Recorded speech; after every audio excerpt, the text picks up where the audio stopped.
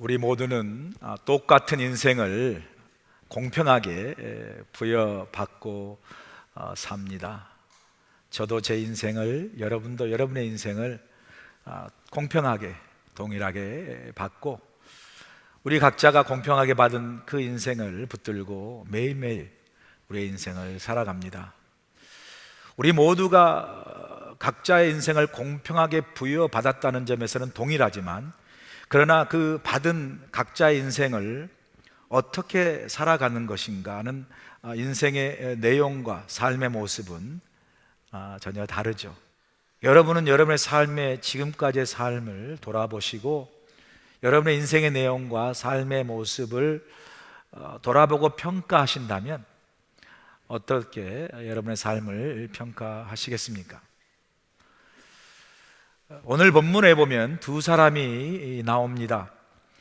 이 두 사람은 동일한 시대에 동일한 환경 속에서 동일한 인생을 붙잡고 살아가지만 그 두 사람의 삶의 내용과 인생의 모습은 아주 대조적인 그러한 모습을 우리가 볼 수 있습니다. 이 두 사람이 오늘 본문 1절에 등장하게 되는데, 본문 1절을 보시면 모아스가 성문으로 올라가서 거기 앉아있더니 마침 보아스가 말하던 기업 물을 자가 지나가는지라. 보아스가 그에게 이르되 아무개여 이리로 와서 앉으라 하니 그가 와서 앉으매. 오늘 이 본문에 이 구절에서 등장하는 두 사람은 바로 아무개와 보아스입니다. 우리 보아스 잘 아시죠? 지금까지 나오미와 룻을 참 아름답게 돕고 선대했던 베들레헴에 유력하고 덕이 많은 그런 사람이었죠. 그리고 엘리멜렉에 가까운 친족 중에 한 사람이기도 합니다. 또 한 사람이 나오는데 이 한 사람이 바로 아무개입니다. 이 사람이 성이 아시고 이름이 무게라는 소리가 아니에요. 아시죠? 아무개라는 사람은 그냥 이름 없이 그냥 부르는 이름이에요. 영어로 말하면 someone, 어떤 사람, 그냥 이름 없이 그냥 어떤 사람을 지칭해서 부를 때 아무개라고 하는 것처럼 그런 그 이름 없이 부르는 지칭이라 할 수 있습니다. 공동 번역에는 여보게라고 나와 있고요, 표준 세번역에는 여보시오라고 나와 있어요. 결론적으로 그냥 이름 없이 어떤 사람을 지칭해서 부르는 하나의 칭호에 불과한 거죠, 아무개. 그런데 이 아무개가 누구냐면 보아스가 룻기 3장 12절에 보면 자신보다 가까운 친족이 기업 물을 사람이라고 소개하는 부분이 나오는데 12절에 보면 이렇게 나와 있죠. 참으로 나는 기업을 물을 자이나 기업 물을 자로서 나보다 더 가까운 사람이 있으니, 이 더 가까운 사람이 바로 아무개예요. 자, 이제 4장에 들어가면, 오늘 읽은 4장에 들어가면 몰락한 엘리멜렉 가문의 기업을 무르는 일에 대한 공개적인 그 절차, 공개적인 절차가 보아스의 주도하에서 이제 진행되는 것을 우리가 보게 됩니다. 보아스가 성문에 앉아 있을 때 마침 자기보다 더 가까운 그 엘리멜렉의 기업 물을 그 친족이 마침 그 성문을 지나갑니다. 그때 보아스가 아무개여라고 그 사람을 부르죠. 그리고 그 성문 앞에 청하도록 권한 다음에 그 성읍에 있는 백성의 장로 10명을 증인으로 그 성문으로 초청합니다. 아시는 대로 당시 성문은 이런 중요한 일을 결정하는, 그래서 공개적인 어떤 일을 결정하는데 사람들이 모여서 판단하고 재판하는 그런 중요한 그 장소로 쓰여졌습니다. 그렇기 때문에 이제 보아스와 또 아무개와 장로 10명과 또 역시 다른 많은 동네 사람들이 그 성문에 모였던 것이죠. 자, 여기서 이제 기업 물을 자의 공개적인 절차가 진행되는데, 그 공개적 절차를 시작하면서 보아스가 서두 발언을 3절에서 하게 되죠. 자, 3절을 보시면 보아스가 그 기업 물을 자에게 이르되 모압 지방에서 돌아온 나오미가 우리 형제 엘리멜렉의 소유지를 팔려 함으로 라는 말이 나와요. 자, 이 보아스의 말 속에 우리의 그 관심을 끄는 것은 엘리멜렉의 소유지를 나오미가 팔려 한다라는 거예요. 왜 우리의 관심을 끄냐면 지금까지 우리가 보았던 나오미의 삶은 그야말로 완전 빈털터리 빈손의 삶이었어요. 모압 땅에 이주해 사는 10년 동안에 남편도 죽고 두 장성한 아들마저도 죽었어요. 그리고 모든 것을 다 잃어버린 빈손 빈털터리로 베들레헴에 돌아와서마저도 살 길이 없어서 생계를 유지하기 어려워서 그 추수하는 밭에 가서 이삭을 주우면서 끼니를 연명했던 그런 삶이 나오미의 삶이었어요. 그런데 갑자기 이 구절에 보니까 나오미가 지금 마치 땅을 소유해서 그 소유한 땅을 팔려고 한다라는 말이 등장하는 거예요. 그 우리의 질문은 나오미에게 땅이 있었어? 완전 빈털터리 빈손인 줄 알았더니 그 숨겨둔 땅이 있단 말이야. 그래서 이제 팔려고 하는 것인가? 라는 의문을 갖게 되는 거죠. 자, 그럴 때 우리가 이 의문에 대한 질문을 얻기 위해서 우선 이 팔려 한다라는 단어를 우리가 이해할 필요가 있습니다. 이 팔려 한다라는 히브리 단어가 마케라, 이게 팔려 한다라는 뜻인데, 마케라는 단어인데, 이 마케라는 단어는 그 시제가 완료형이에요. 그러니까 우리가 한글말로 읽을 때 팔려 한다라는 진행이라는 뜻이 아니라 이 마케라는 완료형이기 때문에 정확한 번역은 이미 팔아버렸다 이 말이에요. 이미 팔아버린 땅이에요. 자, 그런데 이미 팔아버린 그 땅을, 그죠? 보아스는 나오미가 그 소유된 땅을 팔려 한다라고 표현하고 있어요. 분명한 것은 그 땅은 지금 나오미가 소유한 땅이 아니에요. 나오미는 땅이 없어요. 만약 있는 그 땅이 있다면 벌써 10년 전에 처분했겠죠. 모압 땅으로 이민 가면서. 여러분도 한국에서 이민 나오실 때 어떤 분들은 재산을 두고 나오신 분도 계시지만 대부분은 다 청산하잖아요. 집도 팔고 뭐 땅도 있으면 팔아서 그거 다 정리해서 이민 오듯이 나오미도 이미 10년 전에 다 땅 팔고 없어요. 그럼에도 소유된 땅처럼 팔려 한다라고 이야기한 그 배경에는 이스라엘 당시 토지 제도를 이해할 필요가 있어요. 그런데 이 토지 제도, 이 땅의 제도를 이해하기 위해서는 오늘 본문에서 계속 등장하는 구절, 기업 물을 자라는 개념을 같이 이해해야 돼요. 기업 물을 자라는 그 개념을 이해하지 못하면 이스라엘 그 당시 토지, 땅에 대한 그 개념을 이해할 수가 없어요. 자, 우리가 기업 물은다 할 때 먼저 기업에 대한 개념을 이해할 필요가 있는데, 우리가 기업하면 우리가 흔히 말하는 뭐 애플이나 삼성이나 현대 같은 기업을 의미하는 게 아니에요. 오늘 본문에서 기업 물을 자의 기업은 다름 아닌 하나님께서 이스라엘 백성들에게 분배한 땅, 그러니까 하나님께로부터 분배한 땅을 이스라엘 백성들은 기업이라 불렀어요. 기업. 자, 이걸 좀 더 설명하면 이스라엘 백성들에게 땅은요, 그냥 내가 돈 있어가지고 저 땅 사야지, 내 재산으로 분리해야지라고 재산의 한 일부의 그 부동산으로 생각하지 않았어요. 이스라엘 백성들에게 땅은 하나님의 언약이에요. 하나님께서 이 땅의 개념을 이해하려면 아브라함까지 올라가야 돼요. 하나님께서 아브라함을 부르시고 그 축복하세요. 내가 너로 하여금 복의 근원이 되게 하겠다. 이스라엘 민족의 조상은 아브라함이잖아요. 너로 복의 근원 되게 하는데, 내가 너를 복의 근원 되게 하시고 축복할 텐데 내가 너에게 땅을 주어. 그 땅에서 너 민족과 너 자손이 하늘의 별처럼 바다의 모래알처럼 번성하는 축복을 주겠다. 이스라엘 백성에게, 아브라함에게 하나님이 약속으로, 언약으로 축복하셨어요. 자, 그러던 이스라엘 백성이 이제 불어서 출애굽에서 이제 나와가지고, 그저 광야를 지나서 가나안 땅에 들어가서 그 땅을 이제 정복해서 얻어서 하나님이 공평하게 다 기업으로, 땅으로 분배하죠.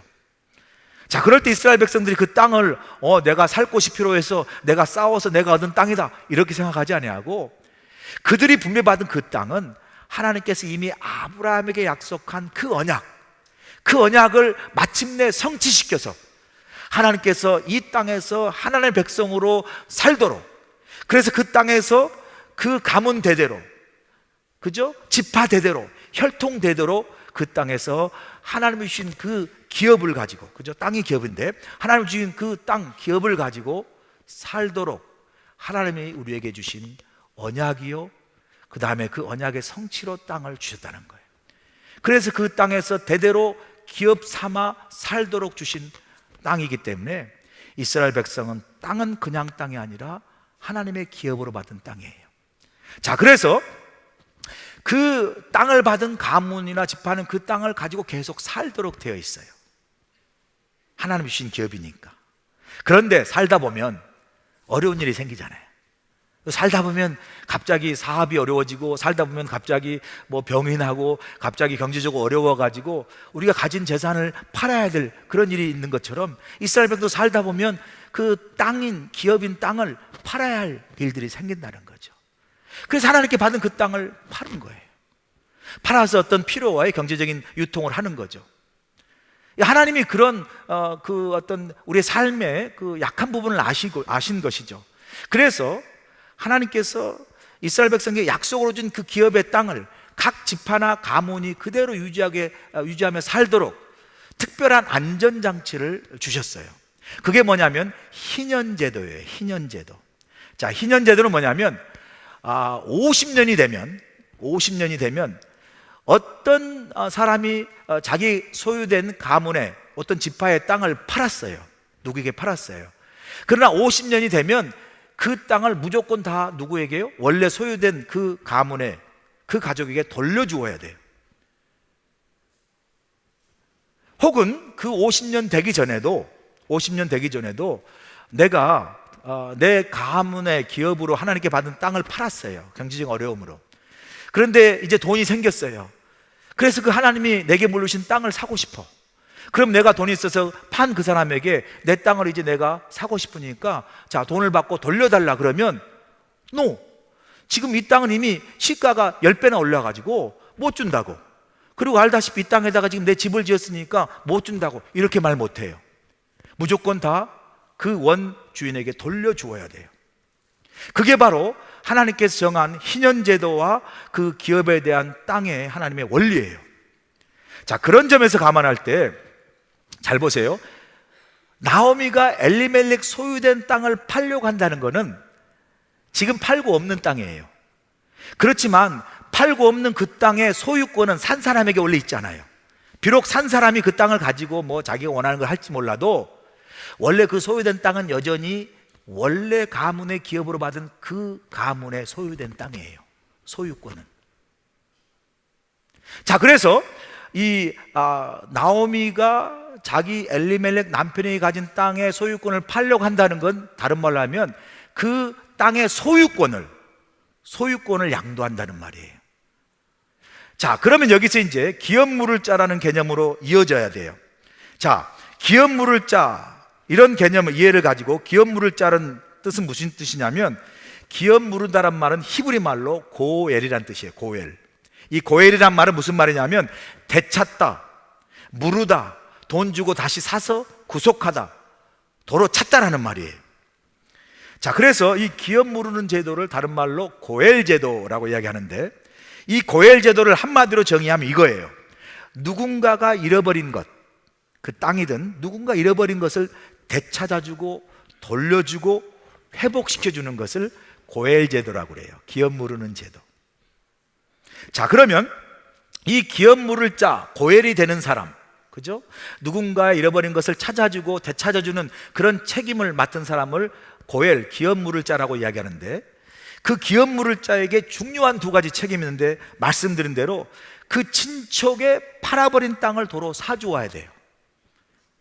그 팔아버린 땅을 도로 사서 그 친족의 가문의 기업이 되도록, 땅이 되도록 돌려주는 책임을 고엘, 기업 물은 자가 가지고 있고, 두 번째 중요한 책임 하나가 뭐냐면, 만약 그 친족이 아들 없이 죽어가지고 그 아들로 이어서 후사를 이을 그런 길이 없이 죽으면 그 미망인, 남아있는 아내를 취해서 그 아들 없이 죽은 그 형제의 대를 이어주도록 하는 책임이 누구에게 있어요? 기업 물을 자인 고엘에게 있어요. 자, 이제 정리합니다. 이 나오미, 몰락한 엘리멜렉 가문의 그 나오미의 기업을 물을 자가 두 사람 후보자가 있어요. 보아스가 있고 아무개가 있는데 아무개가 우선권을 가지고 있어요. 왜? 더 가까운 친족이니까. 자, 그래서 지금 나오미가 소유권을, 엘리멜렉의 소유권을 팔려고 한다는 말은 무슨 말이냐면, 그 엘리멜렉이 비록 팔려서 땅이 없지만 그 소유권은 아주 여전히 엘리멜렉 거예요. 자, 그래서 기업 물을 자가 그 땅을 사서, 이미 팔아버린 그 땅을 사서 나오미에게 돌려줘야 된다는 거예요. 이런 개념이에요. 그러니까 나오미의 소유된 땅을 내가 사가지고 내 거다, 그게 아니라 그 땅 없어요. 그런데 기업 물을 자가 그 팔아버린 그 사람에게 사서 다시 그 나오미에게 돌려줘야 한다는 개념을, 소유권을 팔려고 한다는 개념으로 지금 말하고 있는 거예요. 자, 그런 점에서, 그런 배경을 가지고 이제 4절에서 보아스가 아무개에게 말해요. 이렇게 말합니다. 내가 여기 앉은 이들과 백성, 여러 장로들, 사람들 앞에서 내게 말한다. 지금 내가 나보다 더 기업 물을 우선권을, 더 가까운 친척이기 때문에 가지고 있는데, 너가 가진 그 권리대로 나오미의 그 기업, 엘리멜렉의 기업 물으는 그 기업을 물을 책임을 내가 진다면 오케이, 져라. 너는 나보다 우선권이 있기 때문에 너가 먼저 우선권을 가지고 있다. 너가 먼저 지는 게 맞다. 그러나 만약 내가 그 기업 물을 거를 갖지 않고 그 책임을 다하지 않으면 그 다음에 순서는 나다. 그러니 내가 지지 않으면 내가 지겠다. 어떻게 할래? 물은 거예요. 그러니까 이 아무개가 가만 생각하다가 4절 후반부에 뭐라고 그래요? 내가 질 거야. 내가 기업 물을 책임을 내가 질 거야 하고 이야기해요. 자, 이 말을 들은 그 아무개의 반응에 마음속에는 이런 계산이 있는 거예요. 자, 지금 이제 이 나오미의 기업을 자신이 물러야 되는데, 그죠? 자신을 물으면 그 잃어버린 땅을 사서 나오미에게 주는 것이잖아요. 자, 그런데 자기 돈을 들여서 자기가 나오미에게 준다 할지라도 나오미를 가만 보니까 남편도 죽었어요. 아들도 없이 죽었어요. 그럼 비록 자기 돈을 사서 그 땅을 회복시켜 나오미에게 준다 할지라도 결국은 그 땅이 누구에게 돼요? 자기 것이 되는 거예요. 자기 이름으로 자기 가문의 땅이 된다는 계산이 탁 나오는 거예요. 그러니까 내 돈을 내가 가지고 돈이 있어도 사실 그런 땅을 살 수가 없어요. 왜냐하면 자기 소유권이 아니라. 그런데 나오미의 기업을 물으면 그 땅을 자기 돈으로 자기가 사서 자기 가문의 땅을 넓힐 수 있는 중요한 기회가 된 거예요. 그래서 어이구 내가 물으겠다라고 이야기하는 거예요. 자, 그러니까 그 말을 들은 보아스가 이렇게 이야기합니다. 비록 미처 그 아무개가 알지 못하는 또 하나의 책임이 있다고 이야기해요. 근데 5절이에요. 5절 한번 읽어보세요. 5절. 보아스가 이르되 내가 나오미 손에서 그 밭을 사는 날에 곧 죽은 자 안에 모압 여인 루색에 사서 그의 죽은 자의 기업을 그의 이름으로 세워야 할지니라. 뭐라고 얘기하냐면요, 근데 너 그거 아니? 이거 사면 너 그 땅을 너가 너 이름으로 이렇게 너 가문의 땅으로 소유권을 가질 수 있다고 생각할지 모르겠는데, 이 나오미 뒤에 죽은 아들 말론의 아내 룻이 같이 왔어. 원래 그 땅은 엘리멜렉이 없이 죽었으니까 아들에게 가야 되는데 아들이 죽었으니까 그 죽은 땅의 소유권은 이제 아내인 룻에게 간 거야. 근데 너도 알다시피 룻이 그 말론이 아들 없이 죽었으니까 네가 룻하고 결혼해서 그 대를 이어줄 아들을 낳아줄 책임이 너에게 있어. 그리고 그 아들을 낳으면 그 땅의 기업을 네 이름이 아닌 말론의 아들 이름으로 그 땅을 소유권을 넘겨야 돼. 그래도 할래? 그런 거예요. 그래도 할래? 이게 계산과 다른 거예요. 원래 계산은 자기가 돈을 써서 그 기업의 가문을 자기 가문의 땅으로 만들려는 이익이 있는 줄 알았더니 이게 숨은 복병이 있네요. 그 복병이 누구예요? 룻이에요. 룻이 숨어가지고 그 후사 없이 죽은 룻과 결혼해가지고 아들을 낳아줘야 되고, 그 아들의 이름으로 땅이 넘어가면 결국은 누구예요? 엘리멜렉 가문의 땅으로 여전히 남는 거예요. 이건 계산이 없는 거예요. 결국은 자기 돈 주고 샀다가 전혀 자기 가문의 땅이 하지 않는, 전혀 이익이 안 되는 그런 거래를 하는 셈이 된 거예요. 자, 그런 계산이 딱 나오니까 그 아무개의 반응이 6절에 나와요. 6절에 뭐라고 얘기합니까? 그 기업 물을 자가 이르되 나는 내 기업에 손해가 있을까 하여 나를 위하여 물으지 못하노니 내가 물을 것을 내가 물으라. 나는 물으지 못하겠노라. 손익계산이 끝났습니다. 돈만 날리고 전혀 내 땅이 되지 않아요. 내 가문의 땅이 되지 않아요. 그러니까 두 번씩이나, 처음에는 하겠다고 물으겠다고 얘기한 사람이 6절에 보면 두 번씩이나 나는 못 물으니까 네가 물러라 라고 손을 던져버려요. 포기하고 발을 뺍니다. 뭐 때문에요? 자기 재산에 손해가 나니까. 자, 그래서 어떻게 하죠? 당시 관습에 따라 신을 벗어서 던지죠. 나는 이제 이 기업 물을 권리를 포기하고 너에게 주겠다. 신발을 벗어 던질 때 보아스가 그 신발을 잡고 이야기합니다. 성경에는 잡았단 말했지만 잡은 거나 마찬가지예요. 그리고 이야기합니다. 그게 바로 9절 10절이에요 9절 10절 뭐라고 이야기합니까? 분명히 이야기하죠. 보아스가 장로들과 모든 백성에게 말합니다. 엘리멜렉과 기론과 말론에게 있던 모든 것을 나오미 손에서 내가 산 일에 대해서 여러분들이 증인입니다. 자, 나오미의 기업을 물은다고 선포하고요. 10절에 또 말론의 아내 모압 여인 룻을 사서 나야 너로 맞이하고 그 죽은 자의 기업을 그의 이름으로 세워서 그의 이름이 그 형제 중에 성문에서 끊어지지 않도록 한 일에 대해서 여러분이 증인입니다. 이제는 뭐예요? 룻의 기업을 물으겠다고 얘기하는 거예요. 결국은요, 보아스는 룻과 나오미의 그 몰락한, 그 잃어버린 인생과 그 잃어버린 땅의 기업을 자신이 기꺼이 물으겠다라고 지금 선포하고 있는 장면이에요. 여기까지가 오늘 말씀의 본문의 배경입니다. 우리는 여기서요, 이 말씀을 보면서 두 사람의 대조적인 인생, 동일한 시대를 살지만 동일한 인생을 보여잡았지만 두 사람의 대조적인 삶의 모습을 보게 됩니다. 먼저 이 아무개의 삶을 보세요. 아무개의 삶은 하나님이 정한 율법에 그 잃어버리고 힘들어지고 고통 가운데 있는 나오미와 룻을 돌보도록 하나님이 정한 그 율법에 정한 기업물을, 고엘의 그 책임을, 계산을 두드려 보니까 자기에게 전혀 유익이 되지 않는다는 이기적인 자기의 삶의 그러한 욕심 때문에 그 책임을 회피하고 거부합니다. 친족에 대한 동정심이나 연민이 없어요. 그냥 머리를 굴려서 계산했고 손해가 나고 마이너스가 되니까 그냥 손을 든 겁니다. 자신의 모든 삶의 행동과 판단이 이거 내게 유익인가 아닌가, 그 이기적인 관점에서만 인생을 살아간 사람이죠. 제가 설교를 준비하면서 왜 4장에서 이 사람을 아무개라고 썼을까? 분명히 여러분, 이 사람 이름이 있었을 거예요. 분명히 이름이 있음에도 불구하고 룻기 저자는 그 이름을 쓰지 않고 아무개라고 쓴 거예요.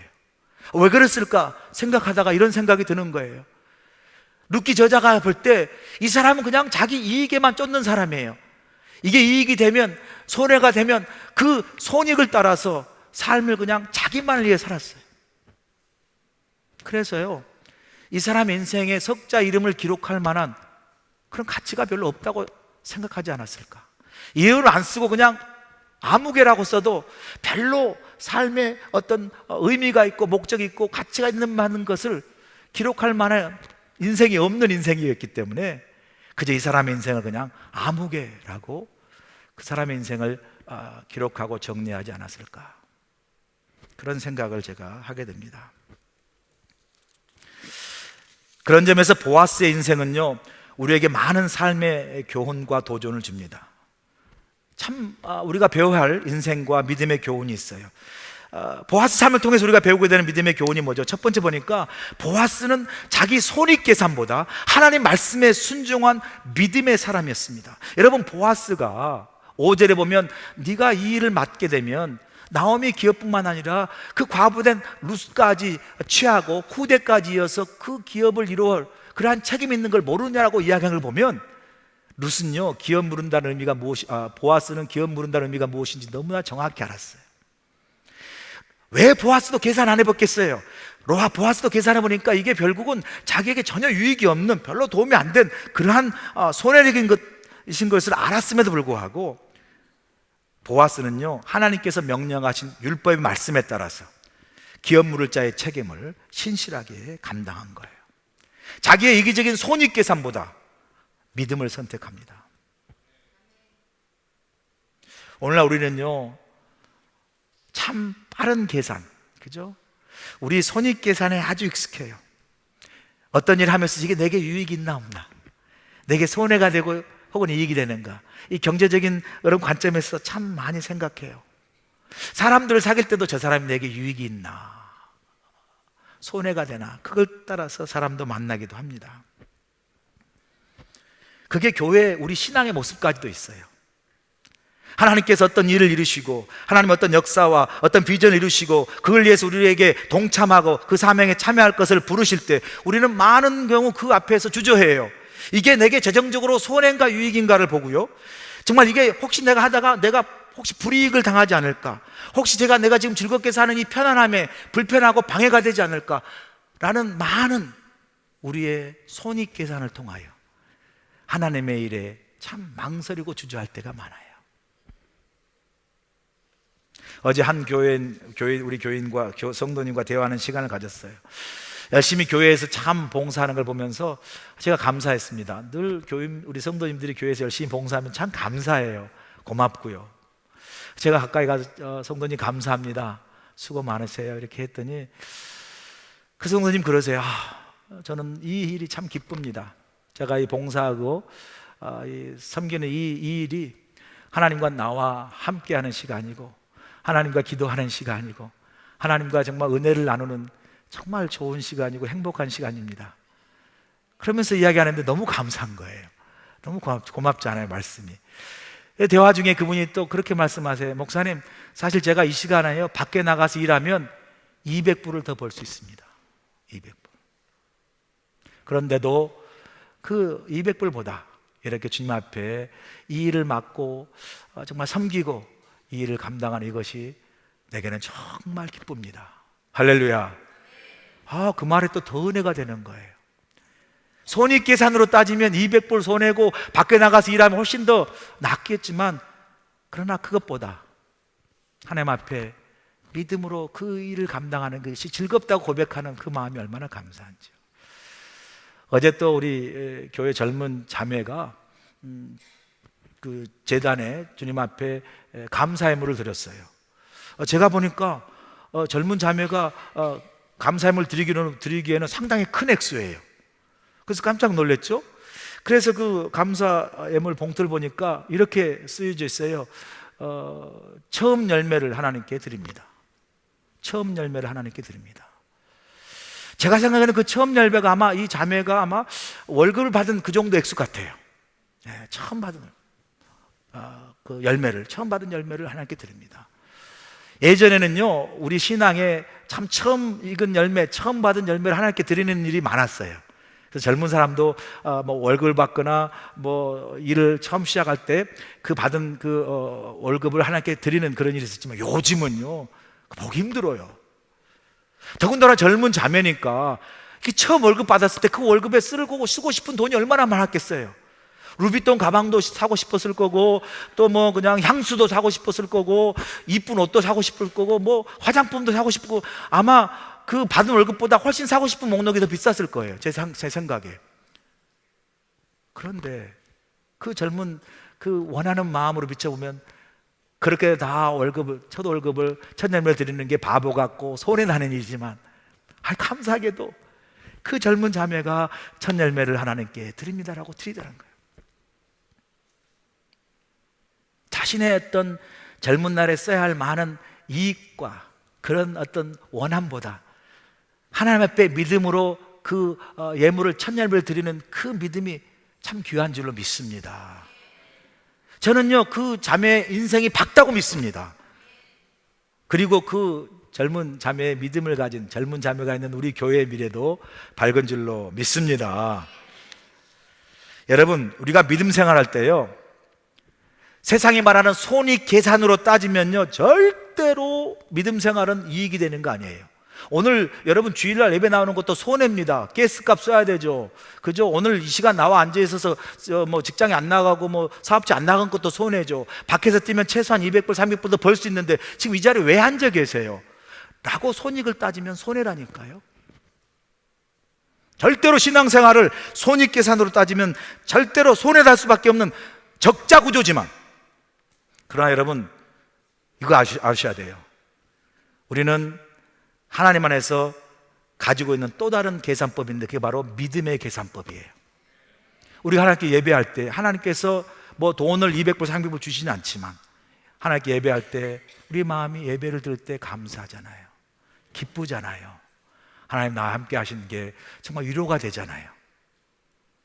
여러분 삶에 이런 하나님 주시는 마음의 기쁨과 평강과 감사와 이 은혜를 돈으로 주고 살 수 있습니까?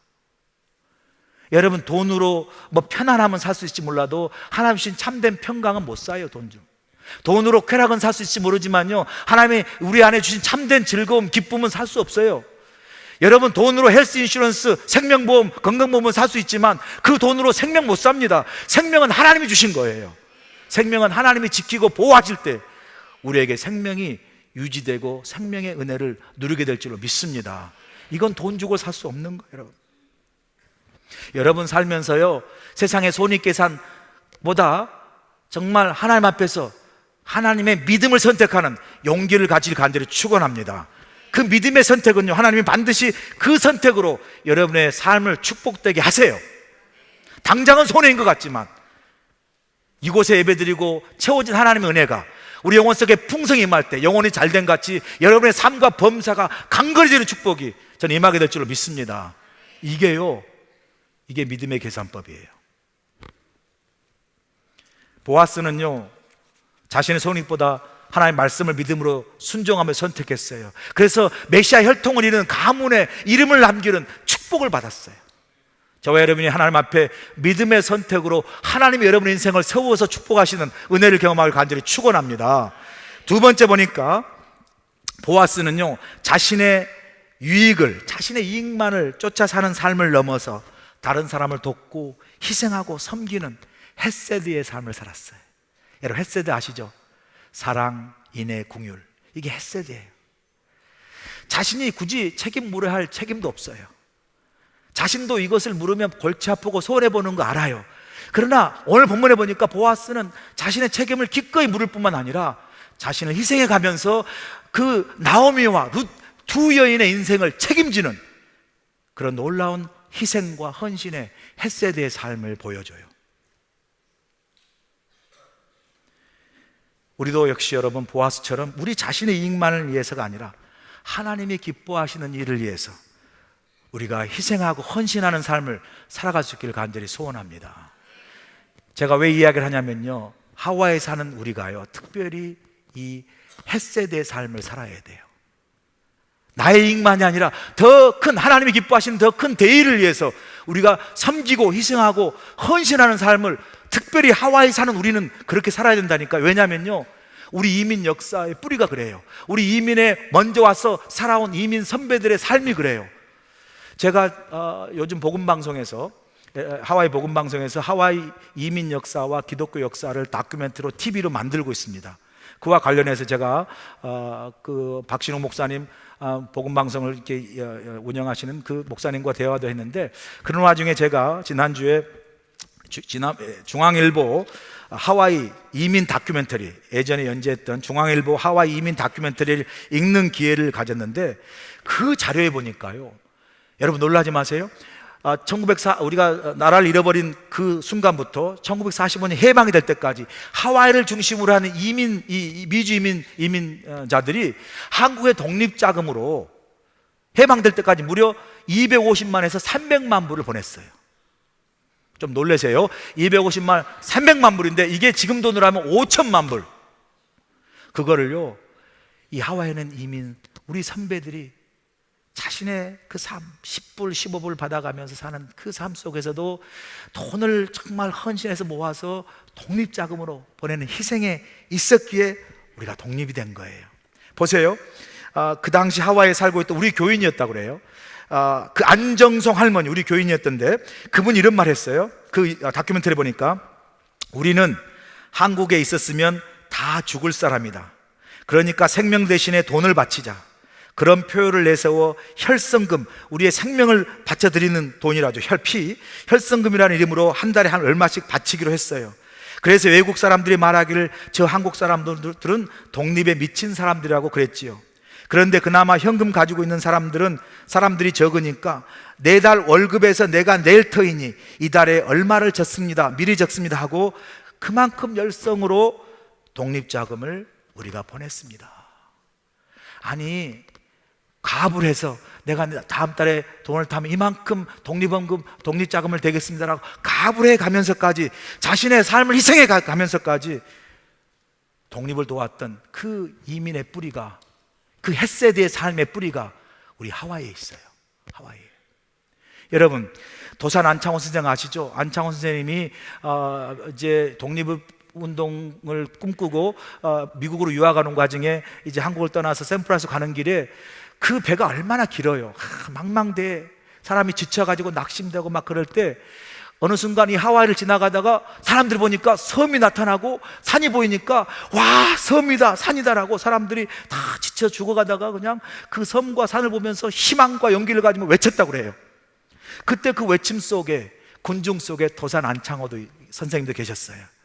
그때 그 지치고 막 그냥 낙방하고 언제 도착할까 절망 가운데 있던 그 손님들이, 그 사람들이 그 섬과 산을 보고 막 외치면서 용기를 가지고 희망을 가진 그 모습을 보면서 도산 안창호 선생님이 호를 지었어요. 섬도자에 매산자, 매산예. 그래서 도산은요, 하와이 섬과 하와이 산을 바라보면서 지은 호예요. 그게 도산 안창호입니다. 여러분 모르셨죠? 여러분, 이렇게 하와이가 지치고 낙심된 사람들에게 용기와 희망을 주었던 땅이에요.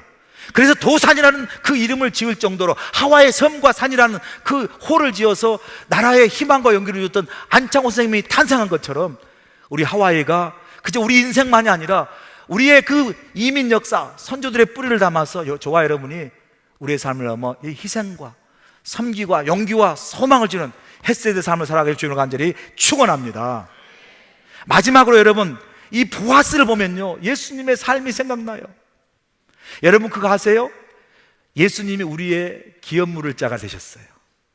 예수님이 우리를 대신해서 우리 죄값을 치를 수가 없어요. 왜? 우리는 죄인이고 죽을 수밖에 없는 사람이었는데 하나님께서 독생자 예수 그리스도를 이 땅에 보내셔서 우리를 대신해서 죽게 하심으로 우리로 하여금 죄로부터 건져내시고, 죄 가운데 있는 우리는 소망이 없는데 건져내시고 하나님의 자녀가 되어서 하나님의 영원한 기업을 받고 하나님의 후사로 살 수 있도록 예수님께서 우리의 고엘 기업 물을 자가 되셔서 우리를 구원하신 줄로 믿습니다.